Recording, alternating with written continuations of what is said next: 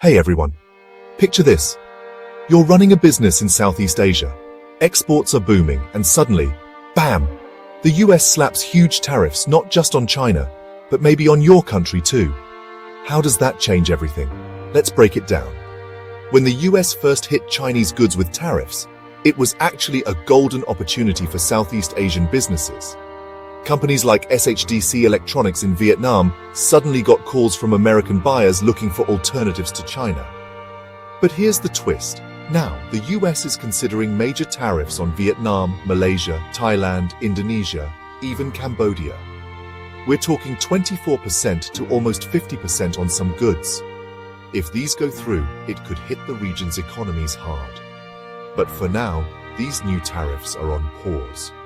Still, the shockwaves are real. After the first set of tariffs, Chinese exporters started flooding Southeast Asia with cheap goods they couldn't sell to America.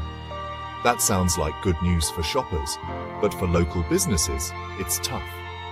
Just ask Isma Savitri from Indonesia, whose sleepwear brand is now battling a flood of low-cost Chinese imports. Factories in Thailand and Indonesia have even shut down, costing jobs and livelihoods. So how are the governments reacting? With protectionist moves, tariffs, stricter import checks, you name it. Vietnam is even cracking down on Chinese goods sneaking through its borders. They're all trying to protect homegrown industries, but it's a tricky game.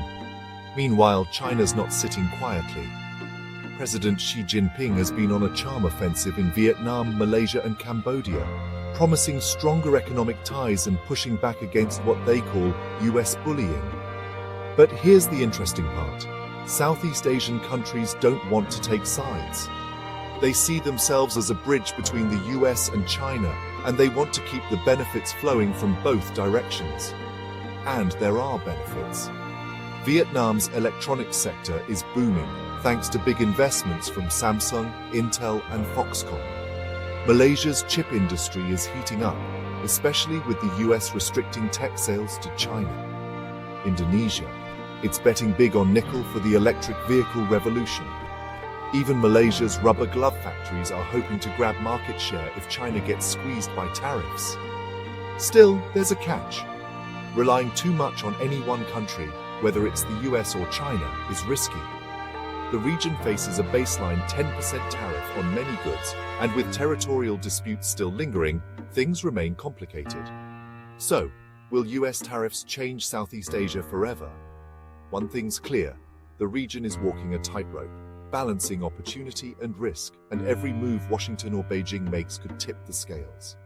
Keep watching this space, because whatever happens next will shape the future of global business.